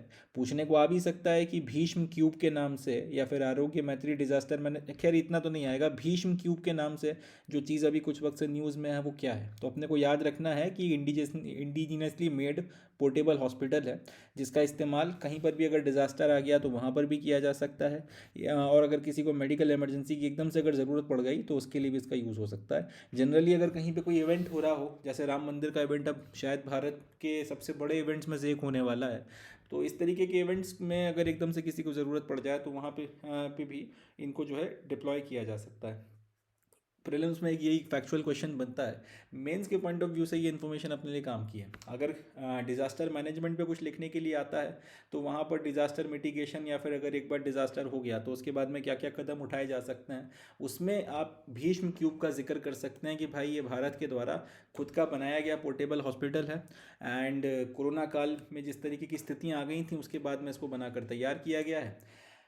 एंड इसकी मदद से अब एकदम से अगर कहीं पे कुछ हो गया, आपके पास इतना वक्त नहीं है कि वहाँ पर आप जो हॉस्पिटल अगर लेट से बर्बाद हो गया किसी जगह पे, अगर अर्थक्वेक आता है, अब आपके पास इतना वक्त नहीं है कि आप उसको रिपेयर करके फिर से शुरू कर सको, और with in the mean time आपको कई लोगों की क्रूशियल सर्जरीज करनी है, क्रूशियल आपको जो है उन पे ऑपरेशंस परफॉर्म करने हैं। तो ऐसी कंडीशन में डिजास्टर रिस्पॉन्स में भीष्म क्यूब का इस्तेमाल किया जा सकता है। इसी तरीके से अगर कहीं पर आपको लिखना है कि एकदम से कहीं कुछ इमरजेंसी आ गई, या फिर कोई ऑर्गेनाइजेशन वगैरह आप करवा रहे हो किसी चीज़ का, जैसे राम जन्मभूमि का अगर टेम्पल है, उसी तरीके का कोई अगर कोई ऑर्गेनाइजेशन, और अगर आप कुछ करवा रहे हो, कोई सिचुएशन अगर आपको दी जाती है, तो वहाँ पर भी आप लिख सकते हो कि भीष्म क्यूब का इस्तेमाल किया जा सकता है, और इमरजेंसी में एकदम से अगर मेडिकल की ज़रूरत वगैरह पड़ती है तो उन सबको केटर करने में ये पोर्टेबल हॉस्पिटल अपने बहुत काम आ सकता है। साथ ही साथ आप ये भी बता सकते हैं कि अगर अपन बाहर के देशों में भी अगर इसको मतलब मार्केट करें अच्छे से, इसको बाहर के देशों के साथ में मार्केटाइजेशन करके अगर अच्छे से उनको बेचने की कोशिश करें, तो इसको हम लोग सेल कर कर इससे पैसा भी काफ़ी कुछ कमा सकते हैं। तो वो तो अब आपकी बुद्धि के ऊपर है कौन सा क्वेश्चन आता है और कहाँ पर आप इसका यूज़ कर सकते हैं, बट ये इन्फॉर्मेशन मेंस आंसर राइटिंग के पॉइंट ऑफ व्यू से बहुत काम की इन्फॉर्मेशन है, और मेरे हिसाब से आपको इसको अच्छे से तैयार करना चाहिए। चलें, अगला अगली न्यूज़ की तरफ में बढ़ते हैं। अगली न्यूज़ बहुत इंपॉर्टेंट है, एग्ज़ाम पॉइंट ऑफ व्यू से बहुत रेलेवेंट है, और इसमें से क्वेश्चन आने की संभावना बहुत ज़्यादा है। तो खबर है ग्रेट इंडियन बस्टर्ड के बारे में। ग्रेट इंडियन बस्टर्ड के बारे में अब क्या खबर है, और इसके क्या क्या इससे रिलेटेड जो भी वेरियस एस्पेक्ट्स हैं उनको हम लोग डिटेल में डिस्कस करेंगे। समाचार यह है कि supreme court has directed centre to come with its plan to save critically endangered great Indian bustard. यानी कि भारत में ये जो पक्षी होता है ग्रेट इंडियन बस्टर्ड, ये बहुत क्रिटिकली इंडेंजर्ड है, बहुत कम मात्रा में ये बचे हुए हैं, और अगर जो थोड़े बहुत बचे हुए हैं, अगर किसी खुदा ना खास्ता इनको कुछ अगर हो गया तो फिर ये पूरी की पूरी प्रजाति जो है विलुप्त हो जाएगी। तो इनके कंजर्वेशन के रिस्पेक्ट में सेंट्रल गवर्नमेंट का क्या प्लान है, डिटेल में वो प्लान सुप्रीम कोर्ट ने बोला है कि भैया फरवरी के महीने में हमको प्रेजेंट करो, और ये मत करना कि हम बाद में ये प्लान कर रहे हैं, हम तो अभी सोच रहे हैं, इस तरीके से नहीं। पूरा प्लान आप बनाओ, एक बार में बनाकर आप पूरा प्लान मेरे सामने ला कर रखो, एंड उसमें आप क्लियर कट बताओ कि ये जो critically endangered great Indian bustard है, 50-100 शायद ज़्यादा नहीं बचे, 150 से ज़्यादा, इनके संरक्षण के लिए आप क्या कदम उठा रहे हो। अब सवाल उठता है कि सुप्रीम कोर्ट ने इस तरीके की रिपोर्ट या इस तरीके का प्लान सरकार से बोला क्यों है कि उनके सामने ला के रखा जाए। तो बात यह है कि राजस्थान और गुजरात के वो इलाके जहाँ पे ये ग्रेट इंडियन बस्टर्ड पाया जाता है, वहाँ पर भारत का जो सबसे आप कह सकते हैं ये पूरा का पूरा इलाका वो इलाका है जहाँ पर पूरे भारत में सबसे ज़्यादा सोलर एनर्जी प्रोड्यूस करने का पोटेंशियल है, और इस सोलर एनर्जी को प्रोड्यूस करने का जो पोटेंशियल है, इसी का फ़ायदा उठाते हुए, इसी को टैप करते हुए केंद्र सरकार राजस्थान के इलाकों में, गुजरात के उन इलाकों में जहाँ पे ग्रेट इंडियन बस्टर्ड पाया जाता है, वहाँ पे बड़ी मात्रा में सोलर पार्क लगा रही है, और वहाँ से खूब भर भर के फिर सोलर एनर्जी या बिजली बनाकर उसको वायर्स की मदद से सप्लाई किया जा रहा है। अब प्रॉब्लम यह है कि कई लोगों का कहना है कि जो तार वगैरह हैं जिनकी मदद से आप ये सप्लाई कर रहे हो बिजली, ग्रेट इंडियन बस्टर्ड अगर इनकी चपेट में आ गए, उन्होंने उड़ान भरने की कोशिश करी और अगर इनकी चपेट में आ गए तो बचेंगे नहीं, और बहुत ज़्यादा ग्रेट इंडियन बस्टर्ड अपने पास में बचे नहीं हैं। तो इसका कुछ करना पड़ेगा। आप यहाँ से जो तार वगैरह लेकर जा रहे हो, हाई टेंशन लाइन बिछा रहे हो, एक काम करो, आप इसे अंडरलाइन बिछा दो। अंडरलाइन बिछा दोगे तो बेहतर रहेगा। अब अंडरलाइन बिछाने के नाम पर लोगों का कहना यह है कि अगर हाई टेंशन लाइन अंडरलाइन हमने बिछा दी है, ओवर हेड की जगह अगर अंडरलाइन बिछा दी है, और खुदा ना खास्ता अगर कल को उसमें किसी तरीके का कोई कट लग गया, कहीं पे वो लीक कर गया, तो उससे बहुत ग्रेट डेंजर जो है हो जाएगा, बहुत डेंजरस सिचुएशन जो है क्रिएट हो जाएगी। तो हम लोग अंडरलाइन इसको लगा नहीं सकते। अब सिचुएशन बड़ी खतरनाक है। ग्रेट इंडियन बस्टर्ड थोड़े से बचे हुए हैं, अगर विलुप्त हो गए तो ख़त्म हो जाएगी कहानी। उसके बाद में फिर ये अब इनको रिवाइव नहीं किया जा सकता। ये उसी इलाके में होते हैं जहाँ पे भारत का सोलर पोटेंशियल सबसे ज़्यादा है, और उसको सोलर पोटेंशियल को टैप किए बिना हम लोग अपना जो कार्बन फुटप्रिंट है उसको कम नहीं कर सकते। और हमने जो कमिटमेंट दे रखे हैं कि नेट ज़ीरो हासिल कर लेंगे 2070 तक, और ये और वो सारी चीज़ें हो नहीं पाएंगी। अब ग्रेट इंडियन बस्टर्ड को बचाने के लिए अगर हाई टेंशन लाइन नीचे की तरफ यानी कि अंडर लाइन बिछा दी ज़मीन के अंदर से, तो उसके भी अपने काफ़ी ज़्यादा खतरे हैं। एक तो वो इकोनॉमिकली प्रोजेक्ट को बहुत अनवाइबल बना देगा, प्लस उसके अपने और दूसरे खतरे हैं। तो इन सारी बातों के चलते मसला फंस गया है। इस पर अब सुप्रीम कोर्ट ने बोला है कि सुप्रीम कोर्ट ने अब केंद्र सरकार से पूछा है कि भैया अब क्या करना है क्या नहीं करना है ये बताओ। क्योंकि ये बात तो क्लियर है कि ये जो पूरा का पूरा सोलर प्रोडक्शन है इसको राजस्थान और गुजरात के इन इलाकों से कहीं और शिफ्ट नहीं किया जा सकता। उसके दो रीज़न्स हैं। एक तो वो पूरा इलाका जहाँ पर इस सोलर पार्क को लगाया जा रहा है वहाँ पे ज़्यादा लोग नहीं रहते हैं, रेगिस्तानी इलाका है। प्लस यहाँ पे गर्मी भर भर के पड़ती है, क्योंकि गर्मी खूब पड़ती है इसका मतलब सोलर पैनल्स खूब गर्म हो रहे हैं, इस पर खूब सोलर रेडिएशन पड़ रही है, तो यहाँ पे इलेक्ट्रिसिटी प्रोडक्शन ज़्यादा हो रहा है। अब इसको कहीं और लगा देंगे तो वहाँ पर इस तरीके की कंडीशंस नहीं है, या तो लोग रह रहे हैं ज़्यादा मात्रा में, या फिर इतना ज़्यादा गर्मी नहीं पड़ रही है, तो सोलर प्रोडक्शन कहीं और इतना ज़्यादा हो नहीं सकता। इसलिए ग्रेट इंडियन बस्टर्ड का इंडेंजरमेंट अपनी जगह ठीक है, मगर सोलर प्रोडक्शन को कहीं और शिफ्ट किया नहीं जा सकता। तो अगर कर दिया तो फिर या फिर अगर इस पूरे के पूरे प्रोजेक्ट को बंद नहीं किया जा सकता। कार्बन फुटप्रिंट अगर आपको कम करना है और अपनी इलेक्ट्रिसिटी की रिक्वायरमेंट को रिन्यूएबल सोर्सेज से पूरा करना है तो प्रोजेक्ट कंटिन्यू करना पड़ेंगे, but at the same time great Indian bustard की जान बचाना भी ज़रूरी है। तो इस पूरे मसले के ऊपर अब जब याचिका लगी है सुप्रीम कोर्ट में, तो सुप्रीम कोर्ट ने बोला है कि भैया इस सारी सिचुएशन को आप एनालाइज करो, सरकार से बोला, और आप एक प्लान बना के लाओ कि आप कैसे GIB या फिर ग्रेट इंडियन बस्टर्ड को बचाओगे। और बाकी अब इलेक्ट्रिसिटी बंद करने के लिए तो हम बोल ही नहीं सकते, प्रैक्टिकल नहीं है। तो ये हो गई न्यूज़। अब यहाँ से अपने को ग्रेट इंडियन बस्टर्ड के बारे में पता चलता है कि यार ग्रेट इंडियन बस्टर्ड नाम का एक अपना जीव है जो क्रिटिकली इंडेंजर्ड है, राजस्थान और गुजरात के इलाके में मिलता है। अब इसके बारे में अगर ये इतना क्रिटिकली इंडेंजर्ड है कि 150 जो भी बचे हुए हैं इनको बचाने के लिए सुप्रीम कोर्ट तक में याचिकाएं लग रही हैं, तो जाहिर सी बात है इसके बारे में फिर पढ़ना as a serious UPSC aspirant अपनी जिम्मेदारी और अपना धर्म बन जाता है। तो अब हम लोग ग्रेट इंडियन बस्टर्ड के बारे में बात करेंगे। ये जो प्यारा सा जीव आपको पंछी देखने को मिल रहा है स्क्रीन पर आपकी, इसी को बोला जाता है ग्रेट इंडियन बस्टर्ड। अब great Indian bustard the state bird of Rajasthan is considered India's most critically endangered bird. It is considered the flagship grassland species representing the health of the grassland ecology. तो पहली चीज़ ये है कि great Indian bustard Rajasthan का state bird है। Rajasthan PST का अगर कोई बच्चा देख रहा है तो इस बात को ध्यान रखें। राजस्थान का स्टेट बर्ड कौन है? ग्रेट इंडियन बस्टर्ड है। और भारत में पाए जाने वाले पंछियों में सबसे ज़्यादा क्रिटिकली इंडेंजर्ड अगर कोई पंछी है तो वो ग्रेट इंडियन बस्टर्ड है। जैसा कि मैंने कहा कि बस कुछ 100 बचे हुए हैं, बहुत ज़्यादा मात्रा में ये पंछी हमको देखने को नहीं मिलता। ग्रेट इंडियन बस्टर्ड की खासियत यह है कि ये ग्रासलैंड के इलाकों में देखने को मिलता है, यानी कि जहाँ पर घास खूब सारी उग रही होती है उस तरीके की ज़मीनों में, उस तरीके के क्षेत्रों में जहाँ खूब घास होती है वहाँ पर ग्रेट इंडियन बस्टर्ड पाया जाता है। एंड जितने ज़्यादा किसी ग्रासलैंड में ग्रेट इंडियन बस्टर्ड पाए जाएंगे उससे एक बात हमको ये समझ में आएगी कि ग्रासलैंड की जो सेहत है वो बड़ी अच्छी है। ये बहुत मतलब इस बात को याद रखना है, ये फ्लैगशिप ग्रासलैंड स्पीशीज़ है। अगर किसी ग्रासलैंड के इलाके में, किसी ऐसे इलाके में जहाँ पे खूब ग्रासेस होती हैं, पेड़ वगैरह ज़्यादा नहीं होते, अगर वहाँ पे ग्रेट इंडियन बस्टर्ड आपको ठीक ठाक मात्रा में दिख रहे हैं, इसका मतलब वो ग्रासलैंड्स बहुत बढ़िया स्थिति में है, ग्रासलैंड की पूरी इकोलॉजी बहुत बढ़िया स्थिति में है, ग्रासलैंड का जो इकोसिस्टम है वो बहुत अच्छे से काम कर रहा है, उसमें कोई दिक्कत नहीं है, सब कुछ जो है एकदम भालो भालो वहाँ पे चल रहा है, बढ़िया तरीके से जो है ग्रासलैंड अपनी फंक्शनिंग कर रहा है, उसे किसी तरीके का कोई इकोलॉजिकल थ्रेट नहीं है अगर ग्रेट इंडियन बस्टर्ड वहाँ पे ठीक ठाक मात्रा में देखने को मिल रहा है। तो 2-3 बातें हैं, याद रखिएगा। ये किसका स्टेट बर्ड है? राजस्थान का। सबसे ज़्यादा भारत के सबसे ज़्यादा क्रिटिकली इंडेंजर्ड बर्ड इसको समझा जाता है और ग्रासलैंड्स में पाया जाता है। अगर ग्रासलैंड्स में खूब दिख रहा है इसका मतलब ग्रासलैंड की इकोलॉजी या इकोसिस्टम बढ़िया स्थिति में है, उसकी हेल्थ बढ़िया है। Its population is confined mostly to Rajasthan and Gujarat. Small populations occur in Maharashtra, Karnataka and Andhra Pradesh. तो प्राइमरीली आपको दो राज्यों में ही देखने को मिलता है. उस एक तो राजस्थान है और दूसरा गुजरात. उसमें भी प्रोमिनेंटली राजस्थान में ही ज़्यादा मात्रा में ये पाए जाते हैं. इसके अलावा कुछ बहुत कम मात्रा में महाराष्ट्र में मिलते हैं, कर्नाटक में मिलते हैं, आंध्र प्रदेश में मिलते हैं, बट ये नेग्लिजिबल हैं, बहुत कम मात्रा में. महाराष्ट्र हो गया, कर्नाटक हो गया, आंध्र प्रदेश में बहुत कम मात्रा में पाए जाते हैं. ज़्यादा मात्रा में ये आपको राजस्थान और गुजरात में ही देखने को मिलते हैं, और उसमें भी प्रोमिनेंटली राजस्थान में सबसे ज़्यादा मात्रा में ये ग्रेट इंडियन बस्टर्ड्स पाए जाते हैं. तो अगर इस पर क्वेश्चन बनता है कि ग्रेट इंडियन बस्टर्ड कहाँ पे मिलता है, अगर ये यूपीएससी बोलती है कि सिर्फ राजस्थान और गुजरात में मिलता है, तो वो गलत है. राजस्थान और गुजरात में सबसे ज़्यादा मिलते हैं, मगर महाराष्ट्र, कर्नाटक और आंध्र में भी पाए जाते हैं. तो एक बात अपने को याद रखनी है किन किन इलाकों में मिलता है.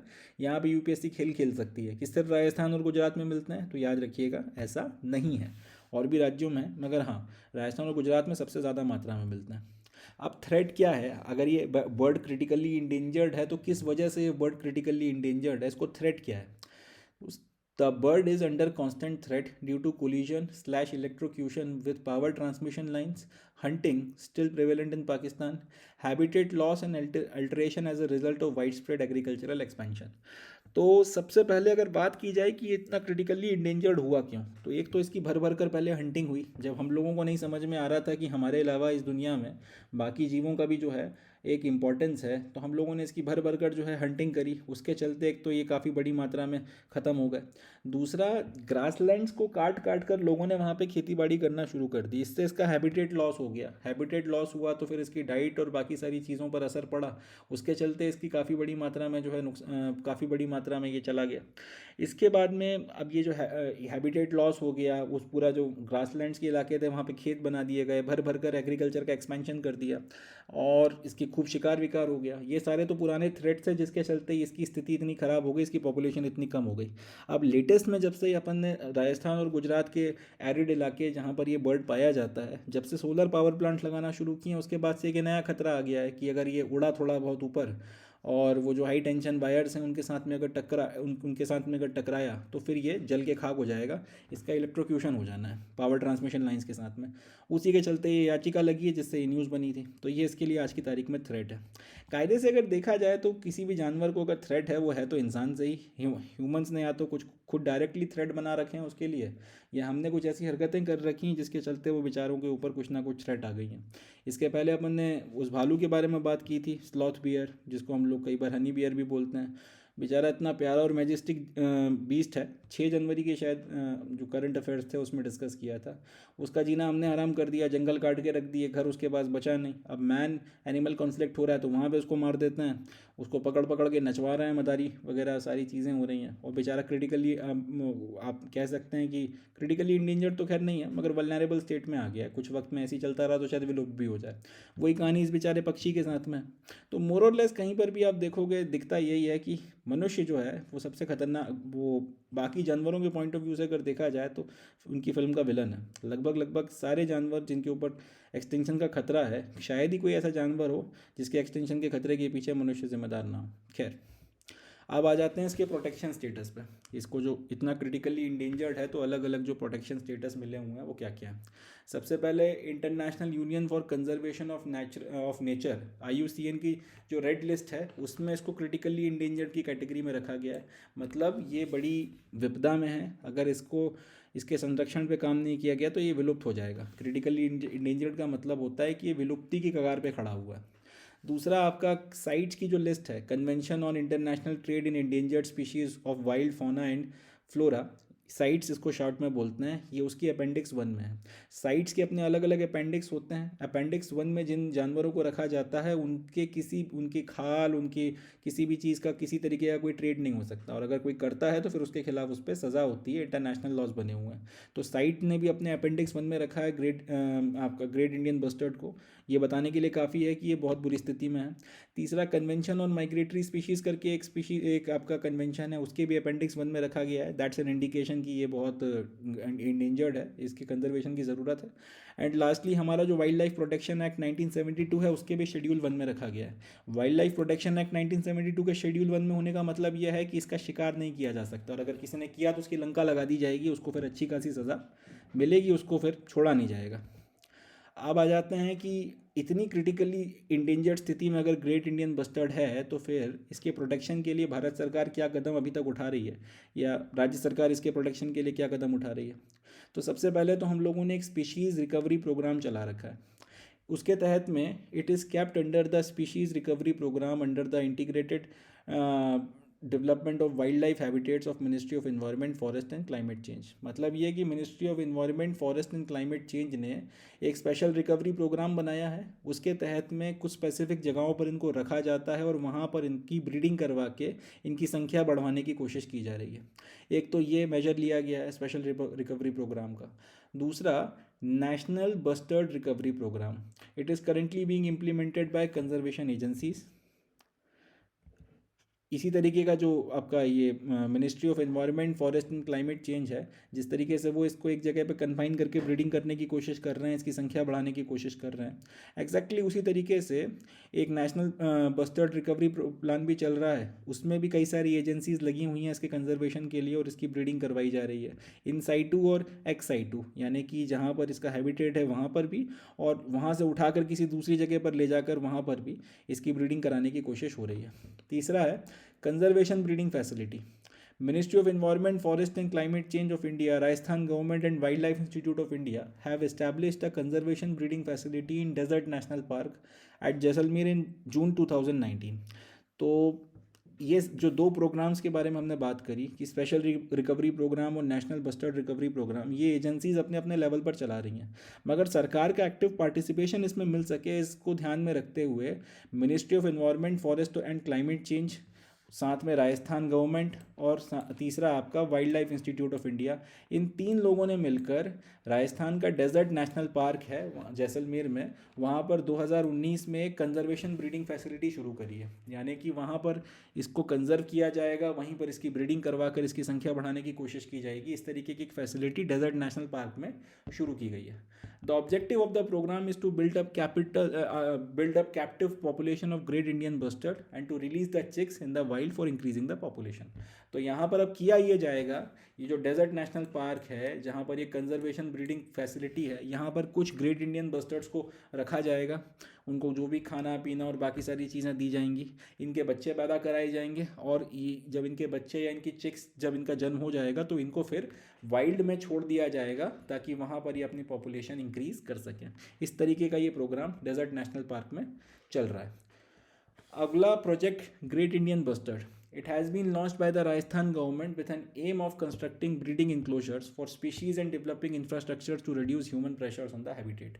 तो राजस्थान सरकार ने अपनी तरफ से खुद का भी जो है एक प्रोग्राम शुरू किया है जिसका नाम प्रोजेक्ट ग्रेट इंडियन बस्टर्ड रखा गया है। इसका ऑब्जेक्टिव ये है कि ब्रीडिंग के इंक्लोजर्स बनाए जाएंगे, जो इसके पहले वाले प्रोग्राम में ये तीन लोग मिलकर कर रहे हैं डेजर्ट नेशनल पार्क में, लगभग वही काम राजस्थान सरकार कट कॉपी पेस्ट मार रही है अपना खुद के वाहवाही लेने के लिए कह सकते हैं, या फिर अपना खुद के तौर पे एफर्ट मारने के लिए कि भाई कुछ स्पेसिफिक इंक्लोजर्स बनाए जाएंगे, वहाँ पर इस स्पीशीज़ को जो है रखा जाएगा और इसकी ब्रीडिंग कराई जाएगी। प्लस जहाँ पर ये स्पीशीज़ ठीक ठाक मात्रा में होती है वहाँ पर इस तरीके का इंफ्रास्ट्रक्चर डेवलप किया जाएगा कि मनुष्यों के साथ में इनका ज़्यादा कोई इंटरेक्शन ना हो, या फिर मनुष्यों को बोला जाएगा कि औकात में रहो भैया, लिमिट में रहो, और ये जो इलाके हैं जो जहाँ पे ग्रेट इंडियन बस्टर्ड्स का विचरण है वहाँ पर मत जाओ। कुछ भी करके अल्टीमेटली ह्यूमन प्रेशर जो है उन हैबिटेट्स के ऊपर से कम करवाने की पूरी कोशिश राजस्थान सरकार करेगी या कर रही है प्रोजेक्ट ग्रेट इंडियन बस्टर्ड के तहत में उन इलाकों में जहाँ पर ग्रेट इंडियन बस्टर्ड्स ठीक ठाक मात्रा में होता है। प्लस ब्रीडिंग ग्राउंड्स वगैरह बना बनू के किसी तरीके से अगर हो सके तो इनकी पॉपुलेशन को बढ़ाने की कोशिश ये लोग भी कर रहे हैं। कुछ इको फ्रेंडली मेजर्स भी लिए गए। अब यहाँ पे अपना जो पूरा का पूरा वो पावर ट्रांसमिशन लाइंस की का केस आ जाता है, ये उससे रिलेटेड है। Task force for suggesting eco friendly measures to mitigate impacts of power transmission lines and other power transmission infrastructures on wild life including the great Indian bustard. तो ये पूरा का पूरा इलाका जहाँ पे ये पावर ट्रांसमिशन लाइंस बछाई गई हैं, पूरा का पूरा ये सोलर पावर जनरेट करने का पूरा इंफ्रास्ट्रक्चर लगाया जा रहा है, यहाँ पे बाकायदा एक टास्क फोर्स बनाई गई है जिनसे ये बोला गया है कि इस इलाके में क्या वो इको फ्रेंडली तरीके हो सकते हैं जिसकी मदद से ये पावर ट्रांसमिशन की लाइन और पूरा का पूरा जो पावर ट्रांसमिशन का इंफ्रास्ट्रक्चर है वो वाइल्ड लाइफ के साथ में किसी भी कम से कम कॉन्फ्लिक्ट में आए, वाइल्ड लाइफ का इससे किसी तरीके का कोई नुकसान ना हो, इंक्लूडिंग ग्रेट इंडियन बस्टर्ड, इनके ऊपर किसी तरीके का खतरा ना है, इसके लिए क्या किया जा सकता है और क्या नहीं किया जा सकता, ये सारी बातें सजेस्ट करने के लिए और वो सारे एक्शंस लेने के लिए एक टास्क फोर्स बनाया गया। अब वो टास्क फोर्स पूरा काम कर रही है इस बारे में। अब बहुत ज़्यादा तो इसके खैर अभी नतीजा निकल कर नहीं आया, मगर ये कदम यहाँ पर उठाया गया। तो that's all from great Indian bustard. अब ग्रेट इंडियन बस्टर्ड के बारे में इतनी बातें अपन ने जो करी हैं, इसमें जो जो क्वेश्चन बनते हैं उसको थोड़ा अपन लोग डिस्कस कर लेते हैं। सबसे पहला तो यही कि ग्रेट इंडियन बस्टर्ड की स्थिति कैसी है, क्रिटिकली इंडेंजर्ड है। दूसरा, ये कहाँ मिलता है, ग्रासलैंड्स में मिलता है। तीसरा, ग्रासलैंड्स में अगर ये देखने को मिलता है तो उससे ये समझ में आता है ग्रासलैंड की स्थिति अच्छी है, सेहत बढ़िया है, उसकी इकोलॉजी बढ़िया चल रही है। कहाँ कहाँ मिलता है, मोस्टली राजस्थान एंड गुजरात में पाया जाता है, मगर सिर्फ राजस्थान और गुजरात में ही पाया जाता हो ऐसा भी नहीं है। महाराष्ट्र, कर्नाटक और आंध्र प्रदेश में भी इसकी कुछ छोटी मोटी पॉपुलेशंस हैं, मगर वो नगण्य है। ज़्यादातर ये राजस्थान और गुजरात में ही मिलता है। थ्रेट की बात कर ली जाए तो अपन ही लोग इसके सबसे बड़े थ्रेट हैं, इससे ज़्यादा और क्या बोला जा सकता है। प्रोटेक्शन स्टेटस की बात की जाए, दो अपने को याद रखने हैं या तीन याद रखने हैं। IUCN की जो रेड लिस्ट है, international union for conservation of nature की जो रेड लिस्ट है, उसमें क्रिटिकली इंडेंजर्ड है, मतलब विलुप्ति की कगार पे खड़ा हुआ है। साइट्स का जो है लिस्ट उसके अपेंडिक्स 1 में रखा है, मतलब इसका कोई ट्रेड नहीं हो सकता, या इसकी खाल या इससे रिलेटेड किसी भी चीज़ का, इससे बनी हुई किसी भी चीज़ का ट्रेड नहीं हो सकता। तीसरा, वाइल्ड लाइफ प्रोटेक्शन एक्ट 1972 के शेड्यूल 1 में इसको रखा गया है। तो इसका भी मतलब यह है कि इसका कोई इसका कह सकते हैं शिकार वगैरह कोई नहीं कर सकता, और कोई करने की कोशिश करेगा तो फिर उसको बहुत कठोर सज़ा दी जाएगी। लास्ट, इसकी रिकवरी के प्रोग्राम्स वगैरह तो खैर ऐसा काम किया नहीं है, बस अपने को ये प्रोग्राम याद रखना है। कंजर्वेशन ब्रीडिंग फैसिलिटी जो डेजर्ट नेशनल पार्क में बनाई गई है, 3 लोग चला रहे हैं, ministry of environment, forest and climate change, Rajasthan government and wildlife institute of India.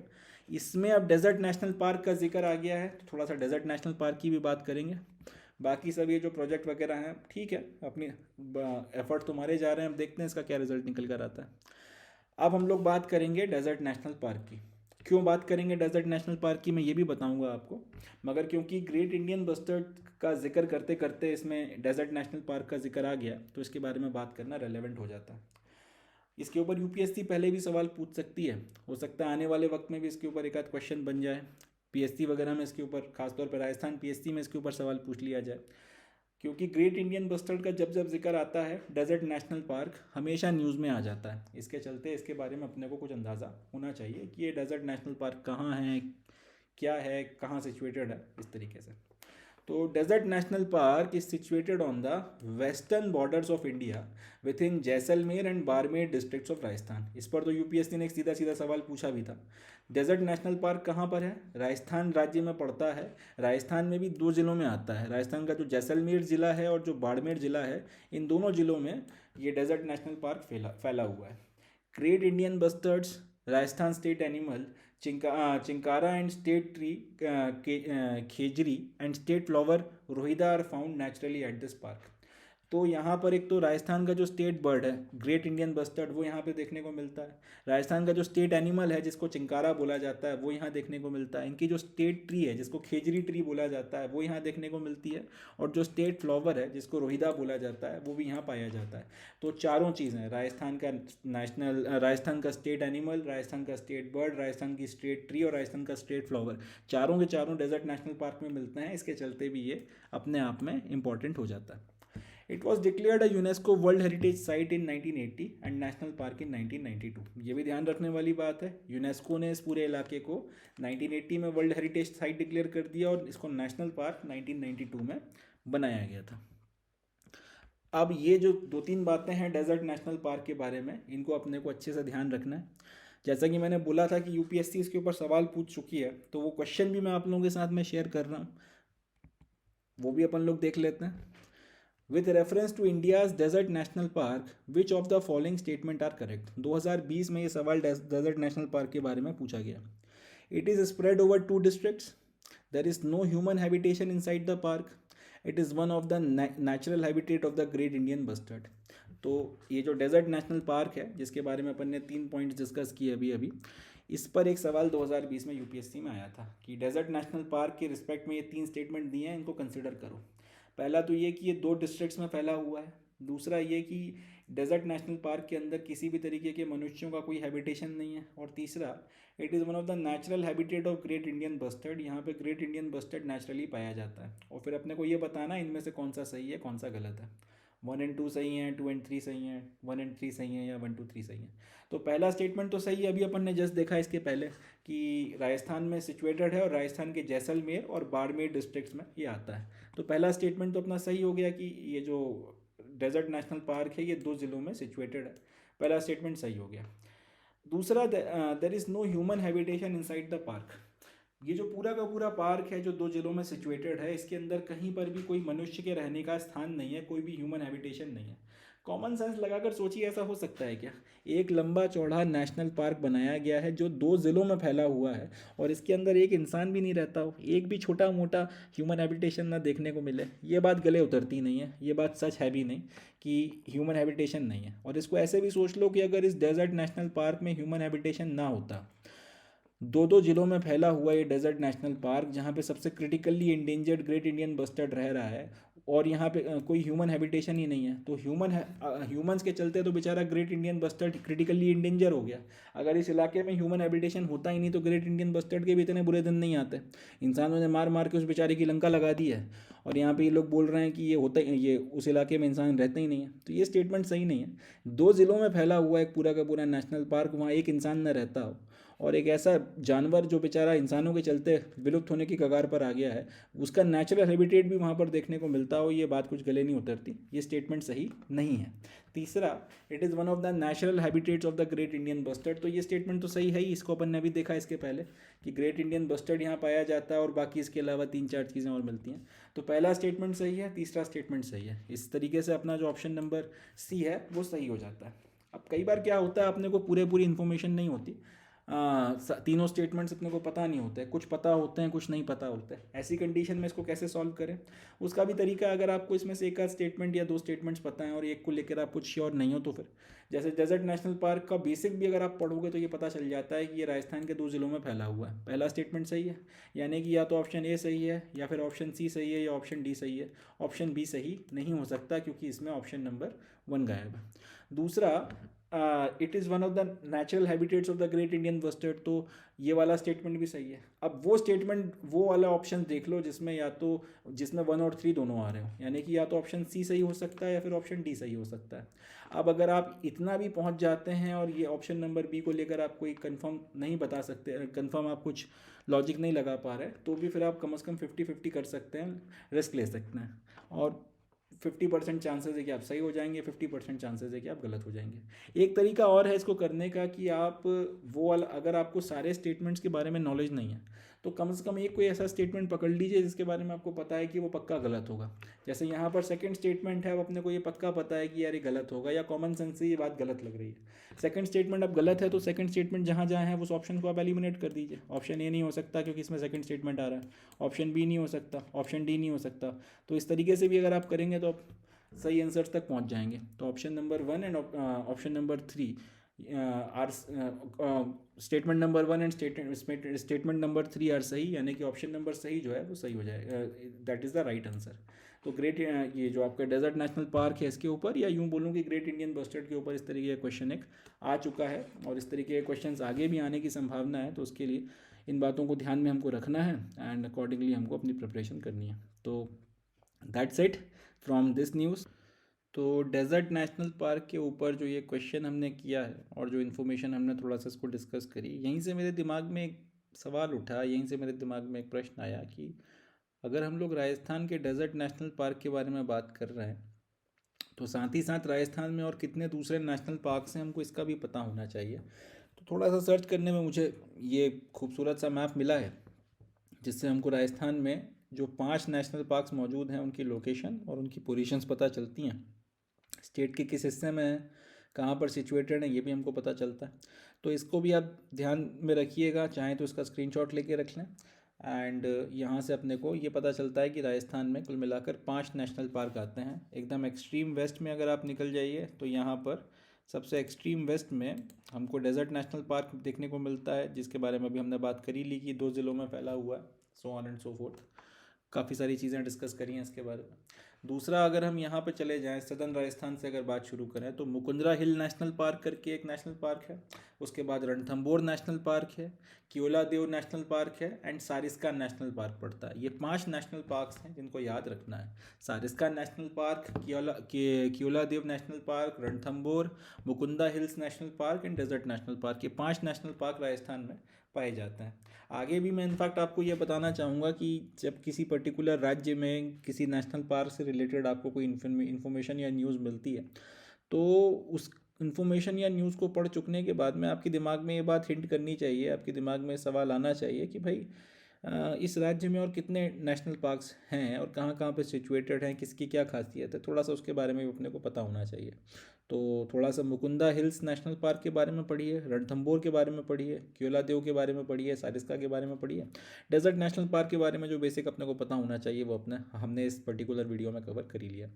तो ये एक इम्पॉर्टेंट एस्पेक्ट था जो मेरे दिमाग में आया कि आप लोगों के साथ शेयर करना चाहिए। तो यहाँ से अपन ने ये भी देख लिया कि 5 कुल मिला के नेशनल पार्क हैं। बाकी इस न्यूज़ में इससे ज़्यादा और कुछ नहीं है। ग्रेट इंडियन बस्टर्ड के बारे में बात कर ही ली, डेजर्ट नेशनल पार्क के बारे में जो इंपॉर्टेंट फैक्ट्स थे वो डिस्कस कर लिए, कब नेशनल पार्क बना था, यूनेस्को की वर्ल्ड हेरिटेज साइट है ये भी देख लिया, इसके ऊपर यूपीएससी ने जो सवाल पूछा था उसको भी अपन ने देख लिया, एंड लास्टली राजस्थान में और कितने नेशनल पार्क हैं ये भी हम लोगों ने डिस्कस कर लिया। चलें, तो that's it from this news, आगे बढ़ते हैं। So with this we come to end of today's session. आज के सेशन में बस इतना ही। अब मैं मिलता हूँ आपसे नेक्स्ट सेशन में जिसमें हम 21 जनवरी 2024 के द हिंदू न्यूज़पेपर के इंपॉर्टेंट करंट अफेयर्स को डिस्कस करेंगे। तब तक के लिए अपना बहुत ध्यान रखें, खुश रहें, पॉजिटिव रहें और मेहनत करते रहें। चैनल को सब्सक्राइब करें। अपने दूसरे फ्रेंड्स जो किसी भी कॉम्पिटिटिव एग्जामिनेशन की प्रिपरेशन कर रहे हैं जिसमें जनरल स्टडीज़ पूछी जाती है या करंट अफेयर्स पूछे जाते हैं उनसे भी इसको शेयर करें एंड जितना हो सके उतना इस वेंचर का फ़ायदा उठाएं, अपनी प्रिपरेशन को जितना हो सके उतना ज़्यादा इन्हांस करें। तो इसी नोट पे calling it the day, concluding the session. मिलता हूँ आपसे नेक्स्ट सेशन में, तब तक के लिए थैंक यू एंड जय हिंद।